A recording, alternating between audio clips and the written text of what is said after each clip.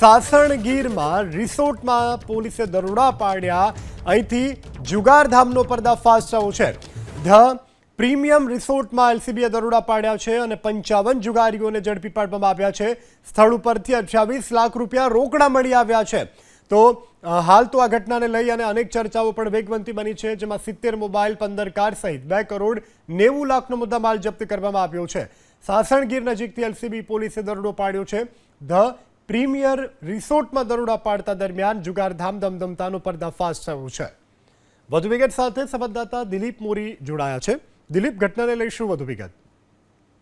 જી, વાત કરવામાં આવે તો એલસીબી પોલીસને બાતમી મળી હતી કે સાસણગીરની ધ પ્રીમિયમ હોટેલ છે, રિસોર્ટ છે, તેની અંદર ખૂબ મોટા પ્રમાણમાં જુગાર રમાય છે. કારણ કે ભૂતકાળમાં પણ આ વિસ્તારોની અંદર અલગ અલગ ખાનગી રિસોર્ટોમાં પોલીસે રેડો કરી હતી, ત્યારે પણ શરાબ અને જુગારીઓ ઝડપાયા હતા. ફરી એક વખત પોલીસને બાતમી મળી હતી. એલસીબી પોલીસ છે તેણે ત્યાં દરોડો પાડ્યો હતો અને દરોડા દરમિયાન ત્યાં 55 જેટલા લોકો છે જુગાર રમવા પહોંચ્યા હતા.